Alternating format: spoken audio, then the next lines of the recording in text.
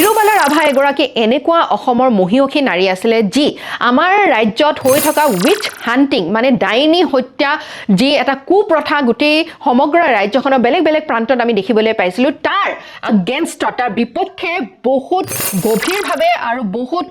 ষ্ট্ৰংভাৱে শক্তিশালীভাৱে তেওঁ থিয় দিছিল যাতে আমাৰ সমাজখনৰ এই কুব্যৱস্থাটোৰ পৰা আমাৰ সমাজখনক ৰক্ষা কৰিব পাৰি আমি নতুনত্বৰ দিশে সাইন্টিফিক থিংকিং বৈজ্ঞানিক পদ্ধতিৰে আমি চিন্তা চৰ্চা কৰিবলৈ শিকো যি কথা ক'লে আমি তাক বিশ্বাস নকৰো আৰু অন্ধবিশ্বাসৰ পৰা আমি আঁতৰি এখন সুস্থ সবল সমাজ গঢ়াৰ ক্ষেত্ৰত বিৰুবালা ৰাভা ডাঙৰীয়ানীৰ এক বিশেষ মানে অৱদান আছে এই অৱদানৰ বিষয়ে আমি প্ৰত্যেকজন অসমীয়াই জনাটো অতি গুৰুত্বপূৰ্ণ যাতে আমি বুজি পাওঁ যে আমি প্ৰত্যেকজন অসমীয়াৰ দায়িত্ব কি আছে আমাৰ ভাল এখন অসমীয়া সমাজ গঢ় দিয়াৰ ক্ষেত্ৰত আজি তেওঁৰ বিষয়ে আমি আলোচনা কৰিম মে 13 তাৰিখটো ডে এগেইনষ্ট সুপাৰষ্টিচিয়াছ বিলিফছ বুলি ঘোষণা কৰা হৈছে আৰু ইয়াক পালন কৰা হয় সুপাৰষ্টিচিয়াছ বিলিফছ মানে হৈছে অন্ধবিশ্বাসৰ লগত যি জড়িত সেই দেশৰ সেই মানে ধাৰণাবিলাকৰ বিপক্ষে থিয় দিয়াৰ কাৰণে এটা বিশেষ দিন ধাৰ্য কৰা হৈছে এই দিনটো ধাৰ্য কৰাৰ মূলত কাৰণ হৈছে আমি বিৰুবালা ৰাভা ডাঙৰীয়ানীক সন্মান প্ৰকাশ কৰোঁ এই দিনটোৰ জৰিয়তে কাৰণ তেওঁ আমাক শিকাই থৈ গৈছে অসমীয়া সমাজখনক শিকাই থৈ গৈছে বৈজ্ঞানিক পদ্ধতিৰে আমি কেনেকৈ চিন্তা কৰাটো গুৰুত্বপূৰ্ণ এইটো আমাৰ এটা ফাণ্ডামেণ্টেল ডিউটিও হয় মৌলিক আমাৰ দায়িত্ব আমাৰ যি সংবিধানে আমাৰ কাৰণে নাগৰিকসকলৰ কাৰণে দিছে আমি ফাণ্ডামেণ্টেল ৰাইটছ মৌলিক অধিকাৰৰ কাৰণে সকলোৱে মাত মাতো কিন্তু আমি নিজৰ যেতিয়ালৈকে ফাণ্ডামেণ্টেল ডিউটিজ বা আমাৰ মৌলিক দায়িত্বৰ বিষয়ে কথা নাপাতিম তেতিয়ালৈকে আমি এখন ভাল ৰাষ্ট্ৰ এখন ভাল ৰাজ্য আৰু এখন ভাল সমাজ কেতিয়াও গঢ়ি তুলিব নোৱাৰোঁ আৰু সেইকাৰণে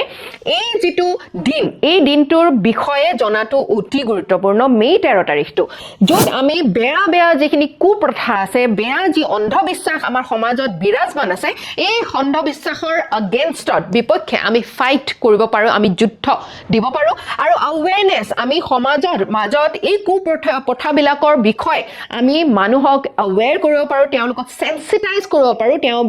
সেইবিলাকৰ বিষয়ে অৱগত কৰিব পাৰোঁ যাতে নিৰীহ কোনো মানুহে এই বেয়া কুপ্ৰথা বা অন্ধবিশ্বাসৰ কাৰণে নিজৰ প্ৰাণ হেৰুৱাবলগীয়া নহয় মাৰপিট ইত্যাদি হিংসাৰ বলি হ'বলগীয়া নহয় অ'কে চ' বিৰুবালা ৰাভা কোন হয় বিৰুবালা ৰাভাৰ বিষয়ে আমাৰ APSCয়ে ইয়াৰ আগতেও প্ৰশ্ন সুধিছে আগলৈও প্ৰশ্ন সুধিব কাৰণ তেওঁ হৈছে আমাৰ অসমৰ এগৰাকী বীৰাংগনা তেওঁ হৈছে আমাৰ অসমৰ এগৰাকী মহিয়সী নাৰী তেওঁ জন্ম হৈছিলে 1954ত গোৱালপাৰা জিলাত আৰু খুব এক সাধাৰণ পৰিৱাৰৰ আৰু ক'বলৈ গ'লে এক দৰিদ্ৰ পৰিয়ালত তেওঁ জন্ম হৈছিলে আৰু তেওঁ নিজৰ সেই অৱস্থাত থাকি তেওঁ কিন্তু নিজৰ জীৱনত যিখিনি সংগ্ৰাম তেওঁ দেখিবলৈ পালে তেওঁ নিজৰ পুত্ৰৰ ক্ষেত্ৰত তেওঁ পুত্ৰ বহুত এটা মাৰাত্মক ৰোগত আক্ৰান্ত হওঁতে তেওঁক যেতিয়া কোৱা হ'ল যে ডাক্তৰী চিকিৎসাৰ বিপৰীতে তেওঁ যি কবিৰাজ আছে বা বেলেগ ধৰণৰ আমাৰ মানে ওজা সমূহ আছে তেওঁলোকৰ ওচৰত গৈ এই চিকিৎসা কৰিব লাগে তেতিয়া সেই কথাত তেওঁ অমান্তি হ'ল আৰু অমান্তি হৈ তেওঁ যেতিয়া দেখিলে এই গোটেই কাৰকবিলাক আচলতে কেনেকুৱা ধৰণৰ হয় আৰু আমাৰ সমাজত কেনেধৰণে এই যি কুপ্ৰথা আছে এই যি বেয়া মানে অন্ধবিশ্বাস আছে কেনেকৈ এজন মানুহক দুৰ্বল কৰি দিয়ে কেনেকৈ এটা পৰিবাৰক দুৰ্বল কৰি দিয়ে আৰু সমাজখনক একেবাৰে বেয়া ৰূপলৈ লৈ যাব পাৰে আৰু সেইকাৰণে তাৰে পিছৰে পৰা তেওঁ উইচ হান্টিং মানে হৈছে আমাৰ ডাইনী হত্যা এগৰাকী মহিলাক যদি এখন গাঁৱত বেয়া কিবা হৈছে অপায় অমংগল হৈছে যদি গাঁওখনত দুৰ্ভিক্ষ হৈছে যদি গাঁওখনত কিবা বেমাৰে দেখা দিছে কোনোবা এগৰাকী মহিলাক তাৰ কাৰণ হিচাপে বাছি লোৱাটো কোনোবা এগৰাকী মহিলাক তাক জগৰীয়া বনোৱাটো এটা বহুত বেয়া সামাজিক প্ৰথা আমি দেখিবলৈ পাওঁ সেই প্ৰথা আজিৰ দিনতো কিন্তু শেষ হৈ যোৱা নাই আৰু সেই প্ৰথাৰ কাৰণে এগৰাকী দুৰ্ভগীয়া মহিলাই যি ধৰণৰ অপমান যি ধৰণৰ শাস্তি যি ধৰণৰ হিংসাৰ বলি হ'বলগীয়া হয় এয়া সঁচাকৈ এখন সুস্থ সমাজত বসবাস কৰি থকা আমাৰ নিচিনা ব্যক্তিসকলৰ বাবে বৰ দুৰ্ভাগ্যজনক এটা কথা আৰু তাৰ বিৰুদ্ধে তেওঁ যেতিয়া থিয় দিছিলে আৰু ভাল এই বাৰ্তাবিলাক সমাজৰ মাজত লৈ যাবলৈ তেওঁ চেষ্টা কৰিছিলে তেওঁ বহুখিনি সমস্যা বহুখিনি প্ৰত্যাহ্বানৰ তেওঁ